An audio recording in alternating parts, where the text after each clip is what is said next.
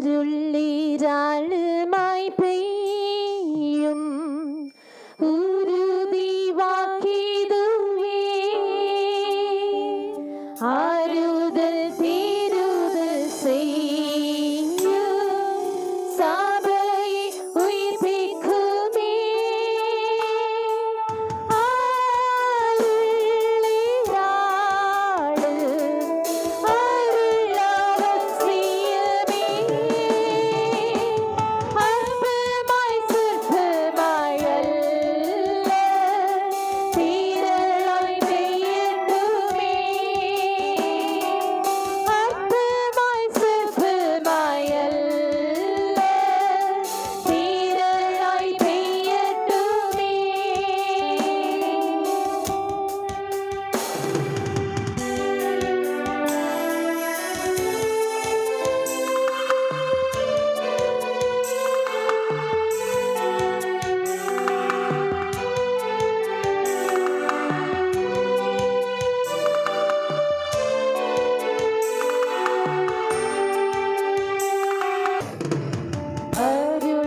அருளிராளுமாய் பெய்யும் மேகமந்தாறு காடான நீலத்திலேயும் செழிப்பு பூரிப்புமா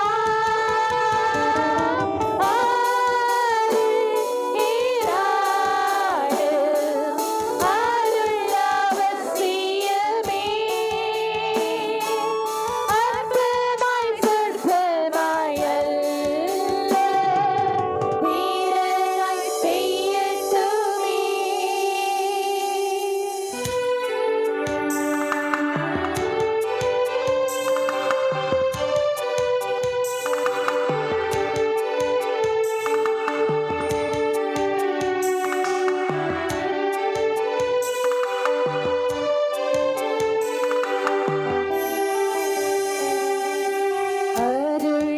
அருளிராளுமாய் பெய்யும் இயேசு வந்தருளுமே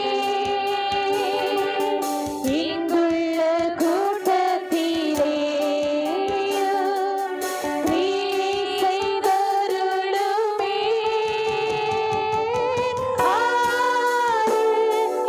அருளிராளு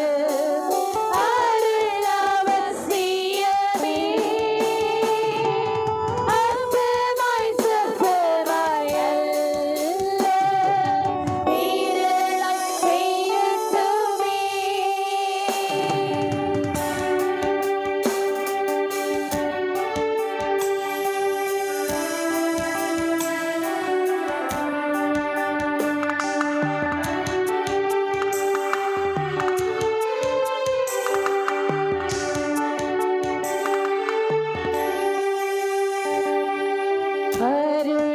அருளிராளுமாய் பெய்யும் பொழியும் இஷணமே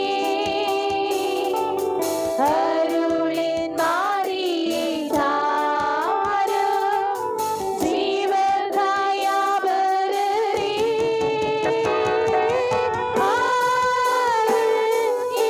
அருளிராளு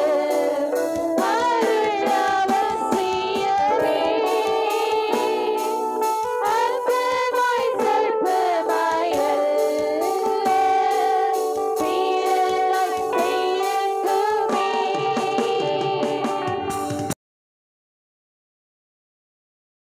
இப்பொழுது நாம் செய்தியை கடந்து போவோம்.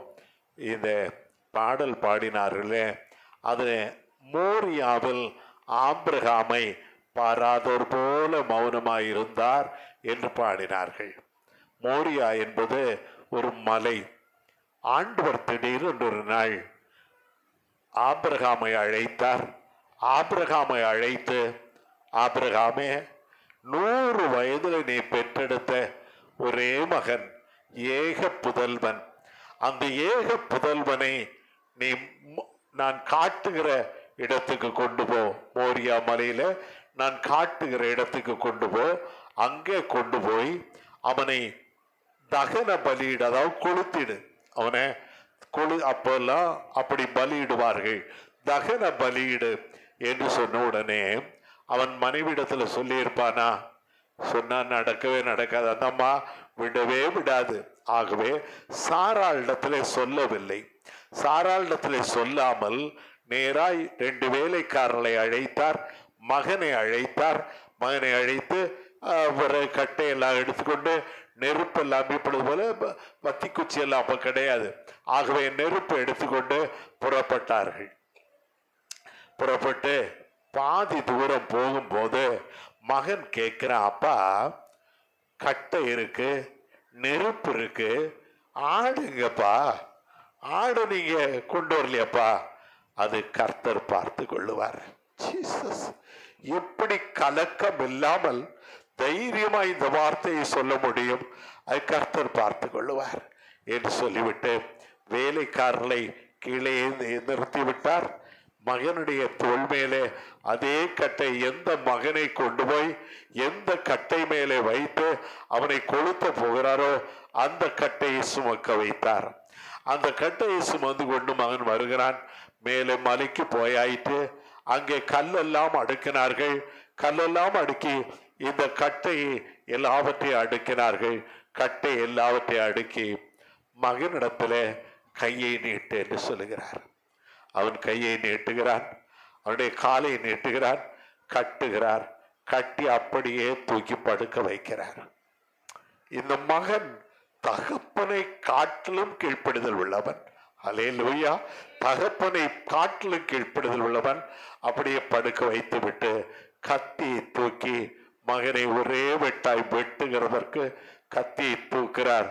சத்தம் கேட்கிறது, ஆபிரகாமே என் பிள்ளையாண்டான் மேல் கைகளை போடாதே. அல்லேலூயா. ஆபிரகாமே பிள்ளையாண்டான் மேல் கைகளை போடாதே. அப்படியே நிறுத்தினார். தூர பார்க்கும் போது புதர்லே ஒரு கடா, ஆட்டு கடா ஒன்று சிக்கி கொண்டிருக்கிறது. அதை பிடித்து அங்கே அதே கட்டையின் மேல் படுக்க வைத்து அதை பலி செலுத்தினார் என்று வேதம் சொல்லுகிறது. என் அன்பு சகோதர சகோதரிகளே, நீங்களும் நானும் ஆண்டவருக்காக என்ன கொடுப்போம்? ஆண்டவர் என்னையும் உங்களையும் கேட்டால் என்ன நாம் அர்ப்பணிப்போம் என்று சொல்லுங்கள். என்னையே நான் அர்ப்பணிக்கிறேன். அல்லேலூயா, அல்லேலூயா. என்னையே நான் அர்ப்பணிக்கிறேன். அப்படி நீ அர்ப்பணிக்கும் போது ஆண்டவர் செய்கிற காரியம் என்ன? ஆதியாகமம் 22ஆம் அதிகாரம் 16, 17, 18 ஆகிய 3 வசனங்களையும் வாசிக்க கேட்போம். நீ உன் புத்திரன் என்றும் உன் ஏகசுதன் என்றும் பாராமல் அவனை ஒப்பு கொடுத்து இந்த காரியத்தை செய்தபடியால் நான் உன்னை ஆசீர்வதிக்கவே ஆசீர்வதித்து உன் சன்னதியை வானத்து நட்சத்திரங்களைப் போலவும் கடற்கரை மணலை போலவும் பெருகவே பெருக பண்ணுவேன் என்றும் உன் சன்னதியார் தங்கள் சத்துருக்களின் வாசல்களை சுதந்தரித்துக் கொள்வார்கள் என்றும் நீ என் சொல்லுக்கு கீழ்ப்படிந்தபடியினால் உன் சன்னதிக்குள் பூமியிலுள்ள சகல ஜாதிகளும் ஆசீர்வதிக்கப்படும் என்றும் என் பேரில் ஆணையிட்டேன் என்று கர்த்தர் சொல்லுகிறார் என்றார். தன்னுடைய பேரிலேயே ஆணையிடுகிறார். அல்லேலூயா. அது மாறாத வாக்கு. ஆண்டவருடைய வாக்கு மாறாத வாக்கு. உங்களிடத்துல எத்தனையோ தடவை ஆண்டவர் பேசி இருப்பார். அவர் பேசுகிற காரியங்கள் நடைபெறாமல் தள்ளி போய்கொண்டே இருக்கலாம். அநேக காரியங்கள் தள்ளி போய்கொண்டே இருக்கலாம். ஆனால் அவர் சொன்னது நிறைவேறும் அளவும் அவர் உன்னை விட்டு விலகுவதும் இல்லை, உன்னை கைவிடுவதும் இல்லை. ஆண்டவர் உனக்கு வாக்கு கொடுத்தவர், வாக்கு மாறாதவர். ஆண்டவருக்கு ஸ்தோத்திரம் உண்டாகட்டும். என் சொல்லுக்கு நீ கீழ்ப்படிந்தபடியினால் என்று அந்த வார்த்தை சொல்லுகிறது. 18ஆம் வசனம் சொல்லுகிறது, என்னுடைய வாக்குக்கு நீ கீழ்ப்படிந்தபடியினால் உன் சந்ததியை சகல ஜாதிகளும் ஆசீர்வதிக்கப்படும். என் ஆண்டவருக்கு ஸ்தோத்திரம் உண்டாகட்டும். ஆண்டவர் முதலாவது நம்மை பெருக பண்ணுகிற தேவனாயிருக்கிறார். நாம் ஒன்றுமில்லாமல் வெறுமையாய் இருக்கும் போது, ஒன்றுமில்லை என்று சொல்லும் போது ஆண்டவர் நம்மை பெருக பண்ணுகிறார். பெருக பண்ணுகிறார் என்றால் நம்முடைய சந்ததியை பெருக பண்ணுகிறார். மட்டுமல்ல, நம்முடைய குறைகள் எல்லாம் கிறிஸ்து இயேசுக்குள்ளாய் நிறைவாக்குகிறார் என்று குறைபட்டு போய் நிற்கிற என் அன்பு சகோதர சகோதரிகளே, உங்களுக்கு என்ன குறை உண்டு? எப்பொழுது நான் அடிக்கடி சொல்கிறேன், எனக்கு ஒரு குறையும் இல்லை. ஹல்லேலூயா சொல்லுங்களேன்பா. உங்களுக்கு குறை உண்டா? ஒரு செகண்ட் யோசித்து பாருங்க, என்னுடைய குறை என்ன? அந்த குறையை ஆண்டவருடைய சமூகத்திலே சொல்லுங்கள். ஆண்டவரே, எனக்கு இந்த குறை இருக்கிறது, என்னுடைய குறைகளை நிறைவாக்கி தாங்க என்று சொல்லுங்க. குறைகளை நிறைவாக்கி தருகிறது என் இயேசுவுக்கு லேசான காரியம். ஹல்லேலூயா. குறைவுகள் எல்லாவற்றையும் நிறைவாக்கி தருவார். குடும்பங்களிலே குறைவுகள் உண்டாயிருக்கும், வேலை ஸ்தலத்தில் குறைவுகள் உண்டாயிருக்கும், தொழிலே குறைகள் உண்டாயிருக்கும், எல்லாவற்றையும் நிறைவாக்கி தருகிறது ஆண்டவருடைய சுத்த கிருபை. ஹல்லேலூயா. கிருபையே கிருபையே மாறாத நல்ல கிருபையே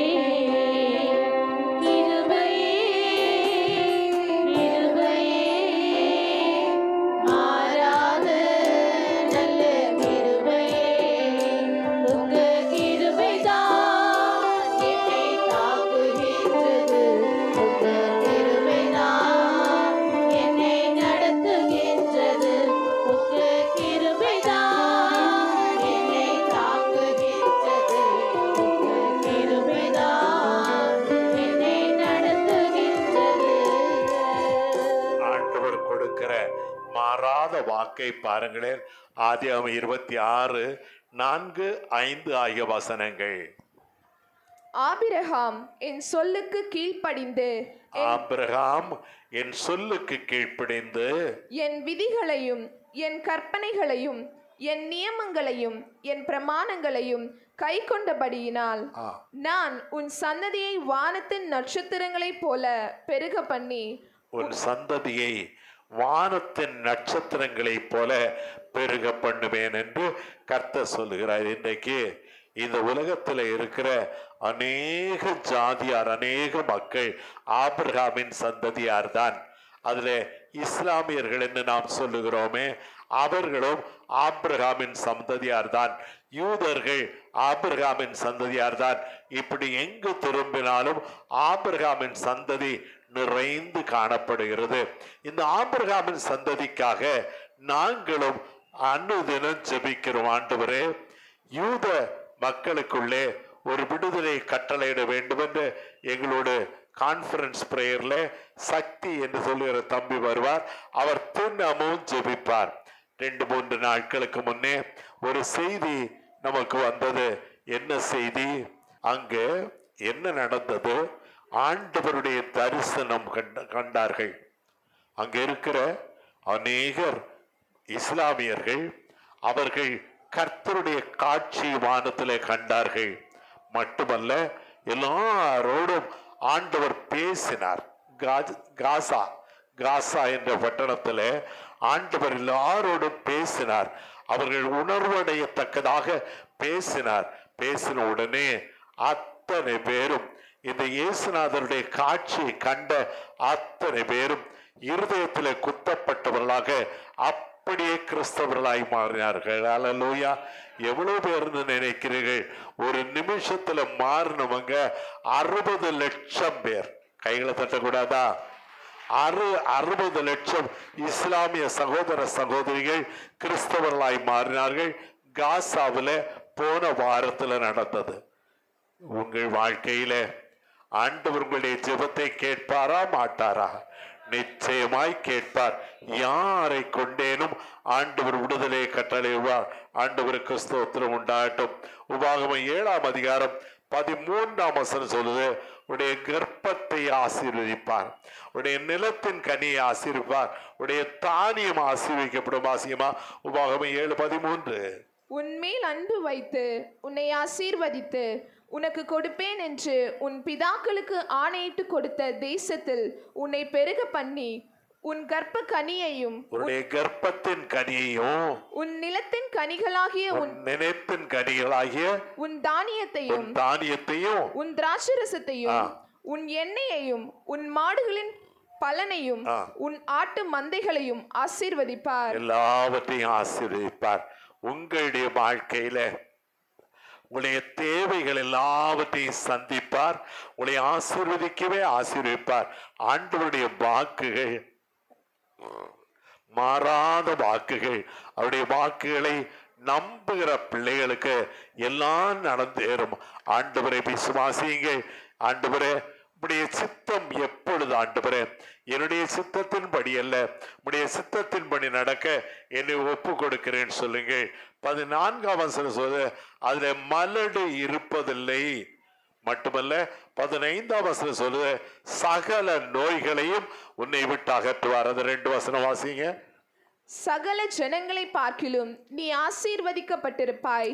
உங்களுக்குள்ளும் உங்கள் மிருக ஜீவன்களுக்குள்ளும் ஆணிலாகிலும் பெண்ணிலாகிலும் மலடு இருப்பதில்லை. ஆணிலாகிலும் பெண்ணிலாகிலும் மலடு இருப்பதில்லை. கர்த்தர் சகல நோய்களையும் உன்னை விட்டு விலக்குவார். கர்த்தர் சகல நோய்களையும் உன்னை விட்டு விலக்குவார். என் அன்பு பிள்ளைகளே, உங்கள் வாழ்க்கையில ஆண்டவர் அற்புதங்களை அடையாளங்களை காண செய்வார். கூடாத காரியம் ஒன்றுமே இல்லை. ஹல்லேலூயா. பாடுங்களேன், கூடுமே, எல்லாம் கூடுமே. கூடுமே, எல்லாம் கூடுமே, உம்மாலே எல்லாம் கூடும். கூடாதது ஒன்றுமில்லை, உம்மால் கூடாதது ஒன்றுமில்லை. எல்லாம் என் தேவனாலே கூடும். ஆண்டவருக்கு கோடா கோடி ஸ்தோத்திரம். உபாகமம் 25 நினைக்கிறேன், 28ஆம் அதிகாரம் 1ஆம் வசனத்தை வாசியுங்கள். இன்று நான் உனக்கு விதிக்கிற உன் தேவனாகிய கர்த்தருடைய கட்டளைகளின்படியெல்லாம் செய்ய நீ கவனமாய் இருக்கும்படிக்கு, கர்த்தருடைய வார்த்தைகளை நீ கீழ்ப்படிந்து செய்ய ஜாக்கிரதையா இருக்கும்படிக்கு, அவர் சத்தத்திற்கு உண்மையாய் செவி கொடுப்பாயானால், கர்த்தருடைய சத்தத்துக்கு உண்மையாய் செவி கொடுப்பாயானால், உன் தேவனாகிய கர்த்தர் பூமியில் உள்ள சகல ஜாதிகளிலும் உன்னை மேன்மையாக வைப்பார். பூமியில் உள்ள சகல ஜாதிகள், நம்மை சுற்றிலும் இருக்கிற மக்கள் மத்தியிலே நம்மை மேன்மையாக வைப்பார். கைகளை தட்டுங்களப்பா. ஹல்லேலூயா. மேன்மையாக வைப்பார். நான் கர்த்தருக்குள் தாழ்மையாய் சொல்லட்டுமா? எங்களுடைய குடும்பத்தில் நாங்கள் 8 பிள்ளைகள். எங்க அப்பாவுக்கு 8 பிள்ளைகள். 8 பிள்ளைகளும் ஆண்டவருக்கு ஊழியம் செய்கிற ஒரு வைராக்கியம் கொண்டவர்கள். நாங்கள் எங்கெங்கே போயிருக்கிறோமோ அங்கங்கே அங்கிட்டவர்களை மேன்மையாக வைத்திரு. என்னை இந்த இடத்துல மேன்மையாக வைத்திருக்கிறதை நீங்கள் சாட்சி சொல்வீர்கள். இப்படி என்னுடைய சகோதரர்கள் சகோதரிகள் எங்கெங்கு போயிருக்கிறார்களோ அங்கெல்லாம் ஒவ்வொருவரையும் 8 குடும்பத்தையும் அதன் பரம்பரையையும் ஆண்டவர் ஆசீர்வாதமாய் மேன்மையாய் வைத்திருக்கிறார். ஆண்டவருக்கு ஸ்தோத்திரம். காரணம் என்ன?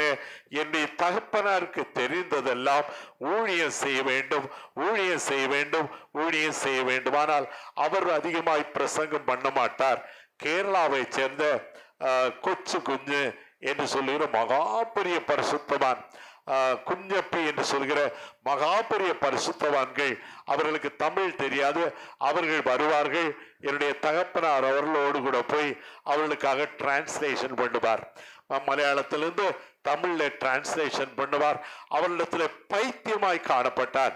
அதுல இந்த 2 பேர்ல யாரோ ஒருவர், குஞ்சப்பியா கொச்சு குஞ்சான்னு தெரியாது, அவர்கள் ஒரு பெரிய ஹாஸ்டலை நடத்தினார்கள். அந்த ஹாஸ்டல்ல கிணத்துல பக்கத்து கிணத்திலிருந்து தண்ணி எடுப்பார்கள். ஹாஸ்டலுக்கு முழுதுக்கும். திடீர்னு ஒரு நாள் அந்த வீட்டார், நீங்க இங்க தண்ணி எடுக்க கூடாதுடா என்று சொன்ன உடனே, இந்த தம்பிமார் பெரிய பெரிய பிள்ளைகள் இருக்காங்க, 200-300 பேருக்கு மேல, அவர்கள் உடனே தங்களுக்கென்று ஒரு கிணறை தோண்ட தொடங்கினார்கள். வைராக்கியத்தில் தொடங்கினார். தண்ணி ஊறவே இல்லையா, தண்ணி ஊறவே இல்லை. எவ்வளவோ ட்ரை பண்ணார்கள்.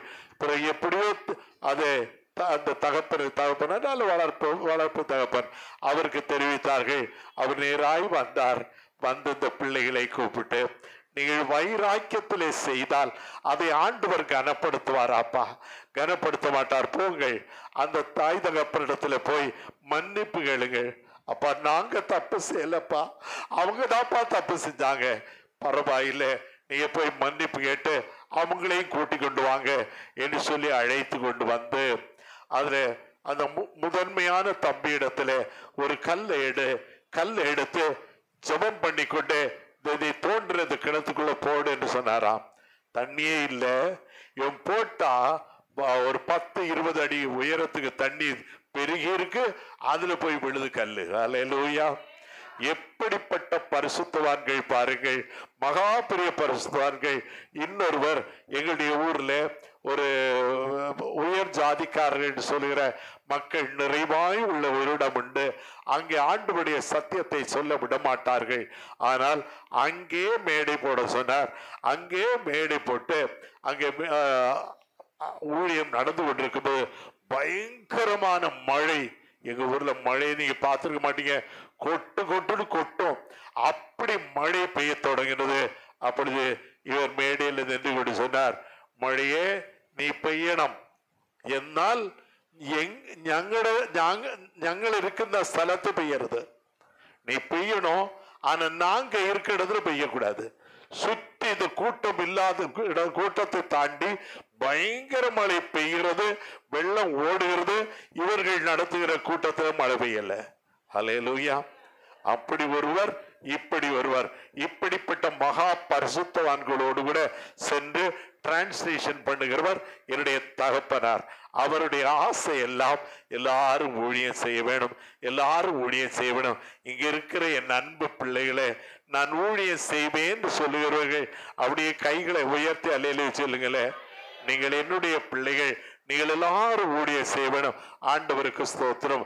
2 கொரிந்தியர் 9:10 சொல்லுகிறது, ஆண்டவர் உங்களுக்கு நீதியின் விளைச்சலை வர்த்திக்க செய்வாராம். நீங்கள் நீதிமான்களா இருப்பீர்கள். ஆண்டவர் நமக்கு கொடுத்த மேலான வாக்கு தத்துவம் அதுதான். உன்னுடைய ஜனங்கள் அனைவரும் நீதிமான்கள். கைகளை தட்டுங்களே. அல்லேலூயா. நீங்கள் எல்லாம் 6 நீதிமான்கள். அந்த நீதிமான்கள் அந்த நீதியின் விளைச்சல் உங்களுக்கு உண்டாயிருக்கும். ஆண்டவருக்கு ஸ்தோத்திரம். ஆதியாகமம் 26:5 சொல்லுகிறதுக்கு வாசியமா, நான் உன் சந்ததியை வானத்தின் நட்சத்திரங்களைப் போல பெருக பண்ணி, நான் உன் சந்ததியை வானத்து நட்சத்திரங்களைப் போல பெருக பண்ணி உன் சந்ததிக்கு இந்த தேசங்கள் யாவையும் தருவேன். அல்லேலூயா. அருமையான சத்தியம் ஒன்றுண்டு. நீ கால் மிதிக்கும் தேசம் எல்லாம் கர்த்தருக்கு சொந்தமாகும். அல்லேலூயா.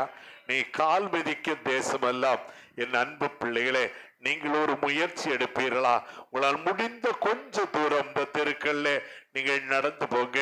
2 பக்கமும் இருக்கிற வீடுகளை, அவர் யாரா இருந்தாலும் சரி, அவளை ஆசீர்வதியுங்கள். அவள் இந்துக்களா இருக்கலாம், இஸ்லாமியர்களா இருக்கலாம், மற்ற சபையின் கிறிஸ்தவ பிள்ளைகளா இருக்கலாம். எல்லாரையும் வாழ்த்துங்கள். நீ கால் மிதிக்கும் தேசமெல்லாம், சத்தமா சொல்லுங்களேன், கால் மிதிக்கும் தேசம் எல்லாம் என் கர்த்தருக்கு சொந்தமாகும். பார்க்கும் பூமி எல்லாம் கல்வாரி கொடி பறக்கும். நம்மை ஆசீர்வதிக்கும் போது நமக்கு அவர் ரெட்டிப்பான நன்மைகளை தருவாராம். அல்லேலூயா. ரெட்டிப்பான நன்மைகள். நான் கர்த்தருக்குள் தாழ்மையாய் சொல்கிறேன், எனக்கு ரெட்டிப்பானதுல 2 மடங்குல பல மடங்கு அதிகமாய் தந்திருக்கிறார். எனக்கு சொல்ல முடியல எவ்வளவுன்னு. 100 மடங்கு ஆசீர்வாதங்களை இந்த பாவியாகிய எனக்கு ஆண்டவர் கொடுத்திருக்கிறார்.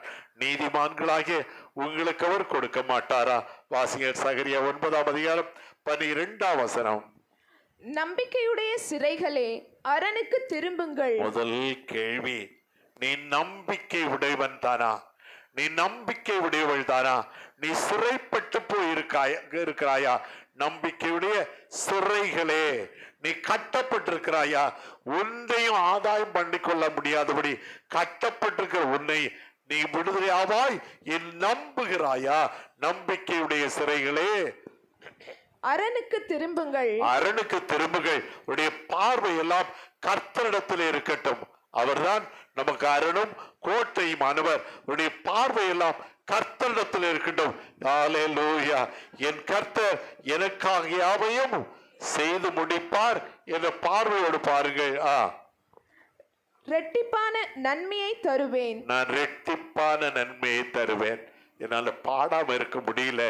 ரெட்டிப்பான நன்மைகள் தந்திட இயேசு வாக்களித்தாரே. முன் மாறி மேல் பின் மாறி மழையே உன்னதத்தினின்று வந்திறங்குதே. முன்மாறி மேலே பின்மாறி முதல்ல ஆசீர்வாதமான மழை பெய்யும், தொடர்ந்து பெய்து கொண்டே இருக்கும், விடாமல் பெய்யும். ஆசீர்வாதம் வந்து இறங்கும். ஆண்டவருக்கு ஸ்தோத்திரம். 1 சாமுவேல் 15:22 சொல்லுகிறது, பலியை பார்க்கலும் கீழ்ப்படிதலே உத்தமம். நீங்க நிறைய காணிக்க கொடுக்கலாம், அதெல்லாம் ஆண்டவருக்கு பிரியம். ஆண்டவருக்கு பிரியம். நீ கர்த்தருக்கு கீழ்ப்படுகிறாயா? இருதயத்துல கை வைத்து சொல்லுங்களேன், நான் கர்த்தருக்கு கீழ்ப்படிவேன். உங்க காணிக்கே வேண்டாப்பா, உங்க பணமே வேண்டாப்பா, உங்க கீழ்ப்படிதல், ஆண்டவருக்கு கீழ்ப்படுகிற கீழ்ப்படிதல் தான் தேவை. ஹல்லேலூயா. ஒரு கை தட்டலாம் இல்லையா எல்லாரும்? என் ஆண்டவருக்கு கீழ்ப்படிவேன். ஆண்டவருக்கு ஸ்தோத்திரம். அவனை ஆசீர்வதிக்கவே ஆசீர்வதித்து வானத்துக்கு அடுத்தவைகளை உனக்கு தருவாராம். ஆதியாகமம் 5:22, 23, 24 ஆகிய வசனங்களிலே ஏனோக்கை குறித்து வேதம் சொல்லுது. ஏனோக்கு அவருக்கு மொத்த வயசு 365 வயது அவர் உயிரோடு இருந்தார். இதுல 300 வருஷம் தேவனோடு சஞ்சரித்தாராம். ஹல்லேலூயா. எத்தனை ஆச்சரியம் பாருங்கள். தேவனோடு சஞ்சரித்து கொண்டிருந்தார். நீங்களும் நானும் நம்முடைய காலமெல்லாம் தேவனோடு சஞ்சரிக்க வேணும். நமக்கு வேறொரு ஆசை இல்லை. நமக்கு வேறொரு ஆசை இல்லை. இயேசுதான் என் ஆசை, சீயோன் தான் என் வாஞ்சை என்று சொல்லுங்கள். ஆண்டவருக்கு கோடாகோடி ஸ்தோத்திரம்.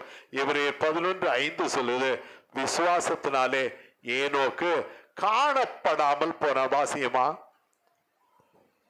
விசுவாசத்தினாலே ஏனோக்கு மரணத்தை காணாதபடிக்கு எடுத்துக்கொள்ளப்பட்டான். அவன் மரிக்கவே இல்லை, அவன் எடுத்துக்கொள்ளப்பட்டான்.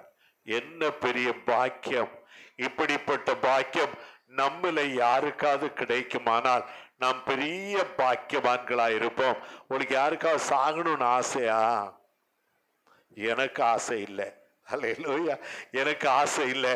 நான் சாகாமல் நான் கர்த்தரால் எடுத்துக்கொள்ளப்படுவேன், ஆனால் பாக்கியவானாயிருப்பேன். எனக்கு குறைந்தபட்சம் ஒரு 10 தடவை, இன்னும் சில நிமிடம் செத்து போயிடுவாரு, இன்னும் ஒரு நாள்ல செத்து போயிடுவாருன்னு டாக்டர்ஸ் சொன்னாங்க. ஒரு குறைந்தபட்சம் 10 தடவை. அப்பெல்லாம் கேட்டு பாருங்க, நான் எல்லாம் இப்ப சாக மாட்டேன். ஹல்லேலூயா. திமிர்லையா? ஜாஸ்தி திமிர்லையா? நான் எல்லாம் இப்ப சாக மாட்டேன் என்று வாக்கு வரும் என்னுடைய வாயிலிருந்து. அப்படி இம்மட்டும் நடத்துகிற தேவனுக்கு கோடி ஸ்தோத்திரம். நீங்க யார் யார் அது போல சொல்லுவீங்க? கை தூக்குங்களேன். யார் யார் சொல்லுவீங்க? நான் இப்ப சாக மாட்டேன். யார் யார் சொல்லுவீங்க? சாவு வேண்டாம். நமக்கு வாழ்வு, ஆனந்த வாழ்வு உண்டாகட்டும். ஆண்டவருக்கு ஸ்தோத்திரம். தேவனுடைய சொல்லுக்கு தேவன் பேசுகிற தேவன். 1 சாமுவேல் 3:10 சாமுவேலே என்று பேசினார், அழைத்தார். வாசியுங்கள். அப்பொழுது கர்த்தர் வந்து நின்று முன்போல் சாமுவேலே சாமுவேலே என்று கூப்பிட்டார். அதற்கு சாமுவேல், சொல்லும், அடியேன் கேட்கிறேன் என்றார். உங்களையும் கூப்பிடுவார். நானும் சாமுவேல் சத்தம் கேட்டது போல தேவனுடைய சத்தத்தை கேட்டிருக்கிறேன். நீங்களும் கேட்பீர்கள். ஹல்லேலூயா. நீங்களும் கேட்பீர்கள். சாமுவேலுக்கு உண்டான ஆசீர்வாதங்கள் உங்களுக்கு உண்டாகும். அடுத்ததாக பூமிக்கு அடுத்தவைகளை ஆண்டவர் தருவாராம். ஆவிக்குரியவர்களை தருவார்.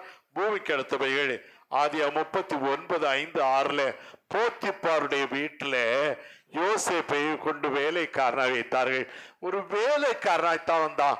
ஆனா போத்திப்பாரை ஆண்டவர் ஆசீர்வதித்தார். நீங்க இருக்கிற வீடு ஆசீர்வதிக்கப்படணும். நீங்க இருக்கிற கம்பெனி, வேலை ஸ்தலங்கள் ஆசீர்வதிக்கப்படணும். ஆண்டவருக்கு ஸ்தோத்திரம். அது 49:25-26 யோசேப்பின் ஆசீர்வாதங்கள் சொல்லப்பட்டிருக்கிறது. நீங்கள் வாசித்து பாருங்கள். யோசேப்பு நிறைவான ஆசீர்வாதங்களை பெற்றுக் கொண்டவர். 2 சாமுவேல் 7:29 சொல்லுகிறது, தாவீது ஜெபம் பண்ற, ஆண்டவரே என் வீட்டை ஆசீர்வதியும். நீங்க ஒரு வார்த்தை சொல்லுங்களேன், ஆண்டவரே என்னுடைய வீட்டையும் ஆசீர்வதியும். தாவீதின் வீட்டை கர்த்தர் ஆசீர்வதிக்கவே ஆசீர்வதித்தார்.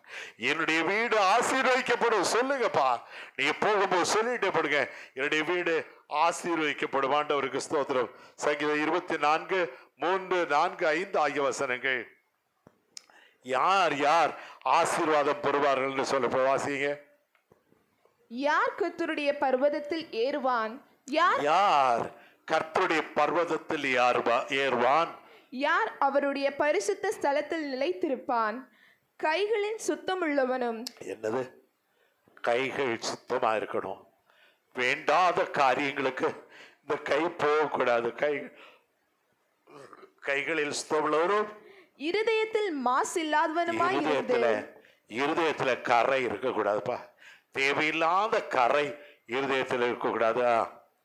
தன் ஆத்துமாவை மாயான காரியங்களுக்கு உன்னுடைய ஆத்மாவை ஒப்பு கொடுக்க கூடாது.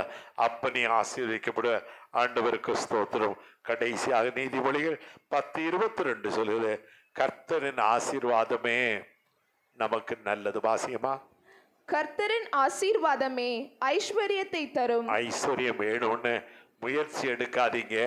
கர்த்தருடைய ஆசீர்வாதம் ஐஸ்வர்யத்தை தரும். அல்லேலூயா.